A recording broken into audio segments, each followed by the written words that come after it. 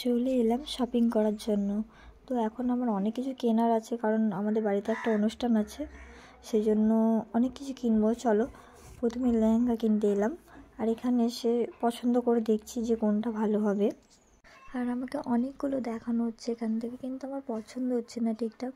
তারপরে এই যে দুটো দেখলাম, এটা আমার খুব পছন্দ হয়েছে, এটার থেকে এটা বেশি সুন্দর, কিন্তু এগুলো নেওয়া হলো না, কারণ এটা প্রচুর টাকা দাম বলছিল, আর সেই মুহূর্তে আমার কাছে অত টাকা ছিল না, সেই জন্য নিলাম না। তবে আমি এরকম একটা ঠিক পরে নিয়ে নেব, তাই ভালো করে দেখে রাখলাম ডিজাইনটা। তারপর আমি এটা দেখলাম, এটা আমার বেশ ভালোই লাগছিল, মানে ওটার থেকে কম, তবে ভালো লেগেছে।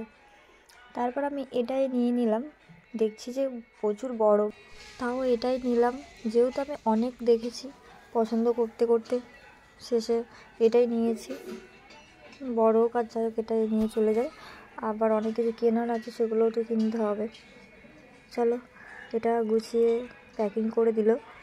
তারপর আমরা ওখান থেকে বেরিয়ে চলে আসছি। আর এই যে আমি নিয়েছি, চলো এই দোকান থেকে নিলাম। এই যে আমার দাদা বসে আছে, টাকা পেমেন্ট করে মনে হয় মনটা খারাপ হয়ে গেছে, অনেকটা টাকা নিয়ে নিয়েছে তো। চলো অনেক কিছু কিনে নিলাম, তারপরে আরও অনেক কিছু কেনার আছে। এখন এই শাড়িগুলো সব ঠিকঠাক করে রাখছি, কারণ ব্যাগে ধরছে না। আর এই যে আমাদের ব্যাগ, এটা হয়েছে, দেখো এখনও আছে এই আমার হাতে, এই যে দিদিকে দিয়ে দিলাম। আর আমার দাদা কি বলছে শোনো।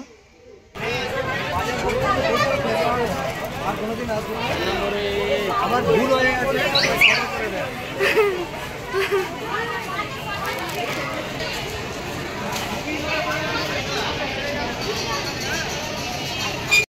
এরপর আরও কিছু জিনিসপত্র দেখছি, মা দিদি অন্যদিকে গেছে, আর এদিকটা আমরা দেখছিলাম আমি আর দাদা। অনেক কিছু কিনেছি, সেই জন্য ব্যাগ নিয়ে ঘোরা যাচ্ছে না।